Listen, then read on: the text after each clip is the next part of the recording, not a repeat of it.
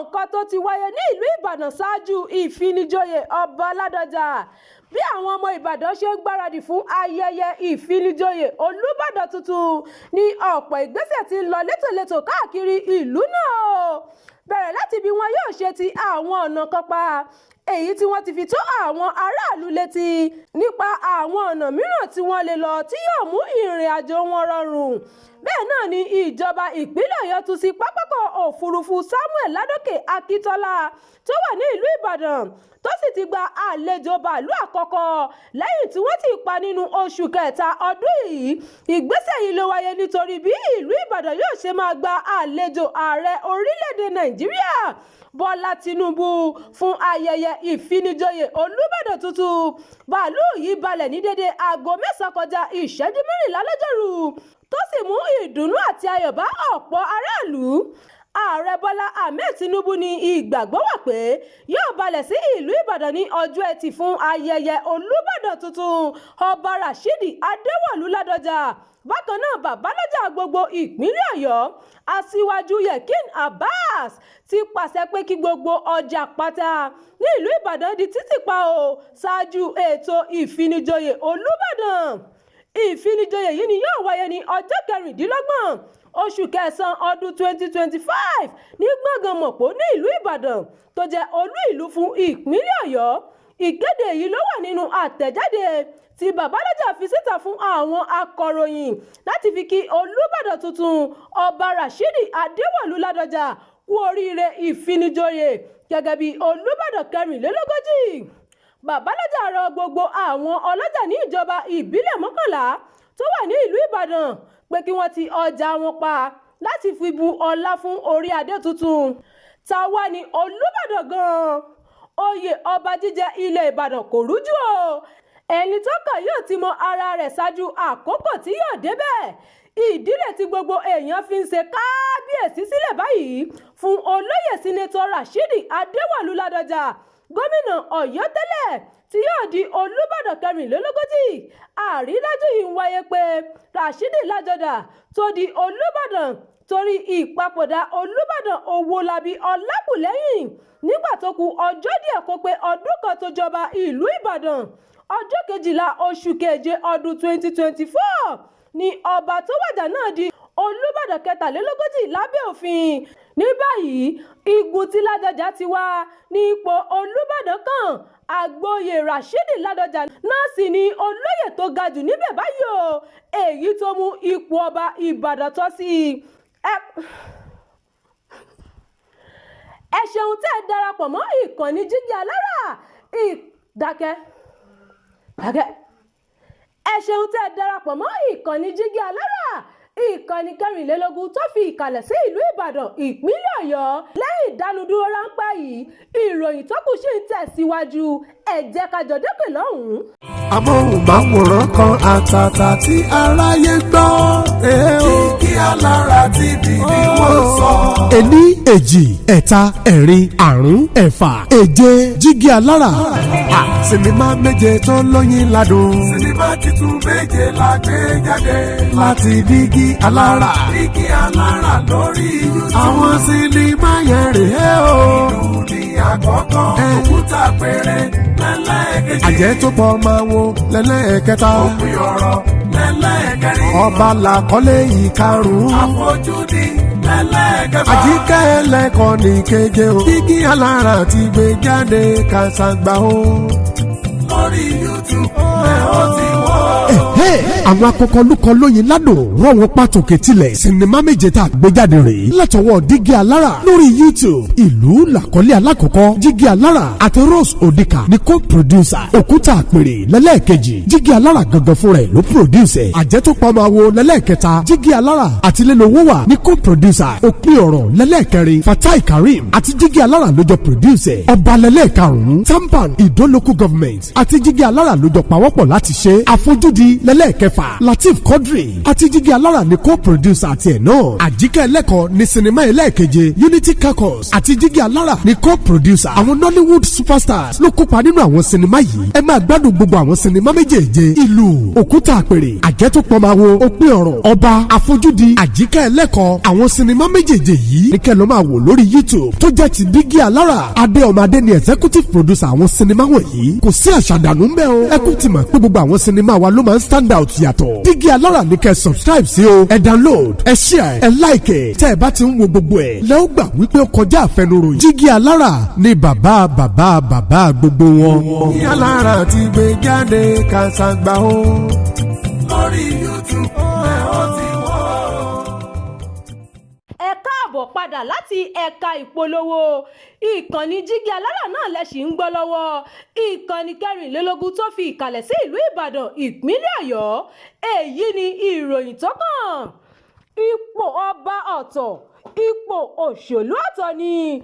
Èyí làwọn àmọ̀ràn tí Ọbásanjọ́ gba Olúbàdàn tuntun Rasheed Ladoja, ààrẹ tẹ́lẹ̀ lórílẹ̀‐èdè Nàìjíríà.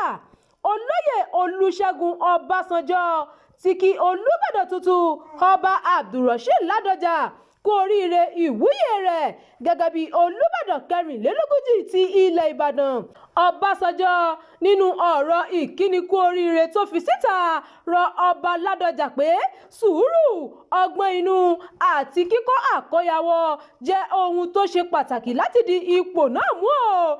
Ó tẹnumọ́ fún gómìnà ìpínlẹ̀ Ọ̀yọ́ tẹ́lẹ̀ rí náà pé kó rí i dájú pé kò da òṣèlú àti ipò ọba papọ̀. Nígbà tó bá padà dé orí ipò Olúbàdàn tán, ayẹyẹ ìfinijoyè Olúbàdàn yóò wáyé lọ́jọ́ 17 oṣù kẹsàn-án ọdún 2025 nílùú Ìbàdàn. Iyì ńlá ni pé kí èèyàn di ipò àgbàmú, pàápàá irú ti ipò Olúbàdàn ti ilẹ̀ Ìbàdàn. Ó gba ọgbọ́n àti òye pẹ̀lẹ́ sùúrù láti lè ṣe àṣeyọrí. Ọbásanjọ́ sọ nínú àtẹ̀jáde tí agbẹnusọ rẹ̀ Kẹ́hìndé Akínyẹmí fi síta. Ipò olórí ìlú kò kí dàpọ̀ mọ́ ipò òṣèlú o. Mo gbà á ládùúrà pé wàá ṣe àṣeyọrí lágbára Ọlọ́run. Ọba Rasheed Adéwọ̀lú Ládọjà ṣàpèjúwe ìrìn àjò rẹ̀ sí ìtẹ́ Olúbàdàn gẹ́gẹ́ bí èyí tó kún fún ìdánwò àti ìlàkọjá tó lágbára. Ọba Rasheed Adéwọ̀lú Ládọjà ṣàlàyé pé ọdún 1944 ni wọ́n bí òun tí òun yóò sì di Olúbàdàn 24 láìpẹ́ yìí o. Ládọjà ní Ifá kọ́ ló yan ọba Ìbàdàn o, owó sì kọ́ ló yan ọba Ìbàdàn. Ọlọ́run ní ọjọ́ 1 oṣù kẹwàá ọdún 1993 tí mo gba oyè gẹ́gẹ́ bí jagun Olúbàdàn. Ọ̀pọ̀ èèyàn ló péjú síbẹ̀ o. Àwọn bíi Báṣọ̀run Mọ́ṣúdì Káṣímáwo Abíọ́lá, Olóyè Lámídì Adédìbú, gómìnà tẹ́lẹ̀ Kọ́lápọ̀ Ọláùtì Ìṣọ̀lá àti Adébáyọ̀ Àlàó Àkàlà. Bákan náà dókítà Adéjọ Ràhímì, bàbá àtìyá mi àti àwọn èèyàn jàǹkànjàǹkàn mìíràn bíi Jimoh Aliu, Òrìṣàbùnmi àtàwọn òṣèré tíátà mìíràn ló péjú síbi ayẹyẹ ìwúyè náà. Àmọ́ ọ̀pọ̀ àwọn èèyàn ńlá yìí ló ti di olóògbé, ṣùgbọ́n Ọlọ́run dá ẹ̀mí mi sí i tí màá sì gba adé Olúbàdàn láìpẹ́. Ìròyìn fún ti àkókò yìí kò ní jù báyìí lọ o. Ẹ má gbàgbé láti máa darapọ̀ mọ́ ìkànnì Jígí Alára, ìkànnì 24 tó fi ìkàlẹ̀ sí ìlú Ìbàdàn, ìpínlẹ̀ Ọ̀yọ́.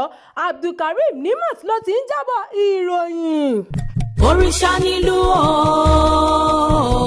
òrìṣà nílùú, ẹ má fojú di àdánù o.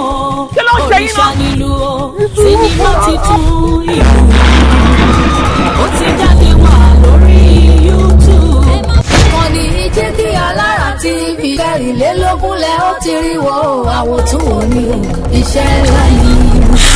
Sinimá titun ìlú multi-billion naira project bíi yóò lágbára. Òrìṣà nílùú tó gbogbo ìdílé kì í ṣọjọ́ pa àtọ̀ ṣàwọn gidi. Ìlú ní ṣàtọ́kùn eégún, ìlú ní ṣàtọ́kùn ṣá. Ìlú ní ti láti ẹ̀sìn máa yàn àgàlù ìlú tó kọ̀ fọ́ agbára.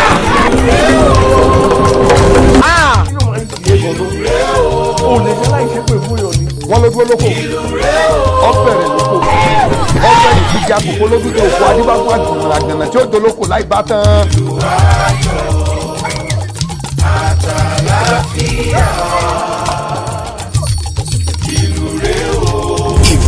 Agbára gba sinimá tó gbàgbàdà búyọ̀ tó gbàgbàdà gbà. Ó fún lọ́nà láfojú ó yà pẹ́rẹ́gẹ́dẹ́ ìwọ̀nba ni yẹn ń gbóná mọ́ láì ṣọ́ka olówó ayé ẹ̀rọ ra lànà kókó fẹ́fẹ́ káyọ̀ ọmọ tìbí ọmọ mú wa ni o sinimá titun ìlú ká tó parí ẹ̀ ní location ojúrí tó ẹ̀gá tá a sọ fún yẹ owó gbowó lànà lórí ẹ̀ adéọmọ Bankole aláṣẹ àfúndarí iléeṣẹ́ jígí alára ẹlẹ́kẹ̀rìndínlógún ni executive producer pẹ̀lú co-producer yèyé rosodika níyà adédayọ̀ age pẹ̀lú adébáyọ̀ jẹ̀lílì piccolo ló direct yẹ starring akin lewis yèyé rosodika taofik adéwálé dìgbòlùjà babatunde bangbọdẹ fọkọkọ taofik salami mondusi òkìkí ọ̀sìnjọ́mọ́lẹ̀ ìyàkú ègbé john odika ológbòjò muromúbọ̀làwà tọwọ́ ń dùn àti bẹ́ẹ̀ bẹ́ẹ̀ lọ nínú sinimá ńlá ìtàgbé àkọlé ẹ̀ ní ìlú subtitled in English apá kìíní ẹ̀ máa jáde kásàgbà sórí YouTube lọ́jọ́ Wednesday September 24 ọdún yìí nígbà tá apá kejì ẹ̀ máa jáde lọ́jọ́ Friday October 24 ọdún yìí bákan náà ẹ̀kúnkún mẹ́rin tẹ̀ ní ìkànnì jíjí alára /Brazil TV ilé ara ilé jíjí alára ojúmọ́ kan ara kan ni gbogbo bá ṣe ń jí dára ara la fi ń ṣe sinimá tuntun ìlú lélẹ́yìí o ẹ̀ subscribe sórí jíjí alára kẹrìnlélógún kẹrìnrán wo iṣẹ́ bàbá iṣẹ́ ni àwọn òtún wò ni ẹ gbà bẹ́ẹ̀.